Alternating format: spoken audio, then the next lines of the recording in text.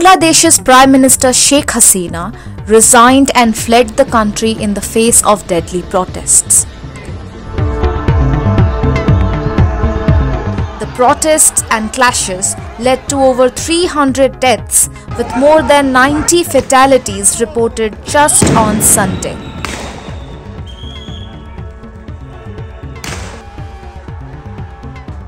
The resignation was announced by Bangladesh's Army Chief General Waqaruzzaman, who said the country is going through a revolution. মাননীয় প্রধানমন্ত্রী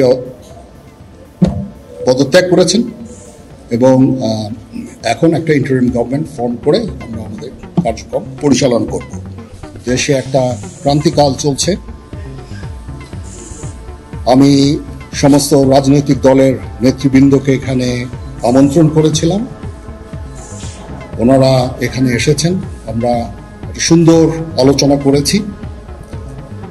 সেখানে আমরা সিদ্ধান্ত নিয়েছি যে একটা ইন্টারিম গভর্নমেন্ট আমরা ফর্ম করব এবং ইন্টারিম গভর্নমেন্টের মাধ্যমে এদেশের সমস্ত কার্যকলাপ চলবে। What led to this revolt? How did the crisis unfold?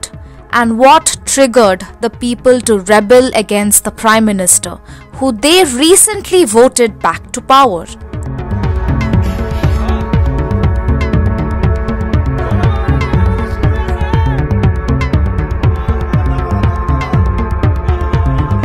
The unrest started last month when a High Court order prompted students to take to the streets. The ruling had reinstated a controversial quota in civil services for the descendants of the freedom fighters.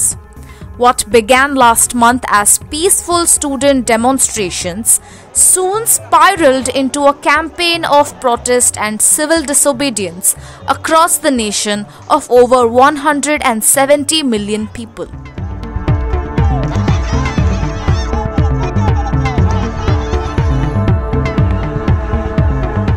The situation started worsening by the day, with more and more people joining the students in the protests. Even a Supreme Court order reversing the previous ruling, abolishing the controversial reservation system, did not help.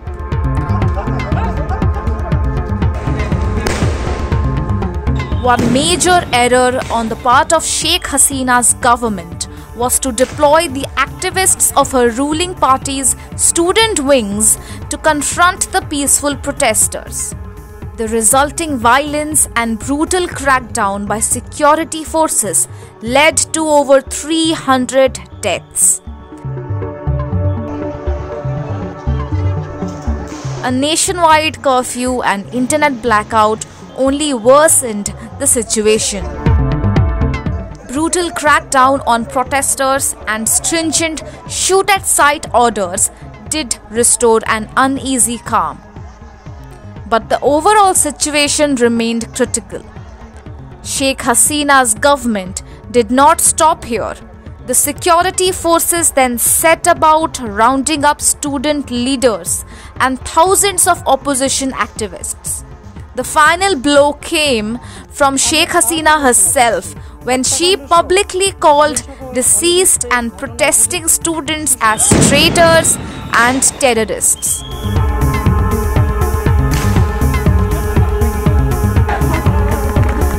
The protesters were now not ready to settle for anything less than Sheikh Hasina's resignation. All of this led finally to the unceremonious, rather disgraceful exit of Bangladesh's longest ruling leader. Still, the fall of Hasina is only the first step in what will be a bitter reconciliation process, with practically every government institution politicized by Hasina's Awami League. Public distrust runs deep.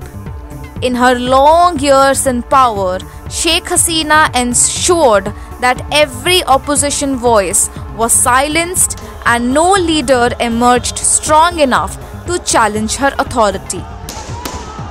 The South Asian nation will now be ruled by an army-backed interim government until it finds a more lasting solution.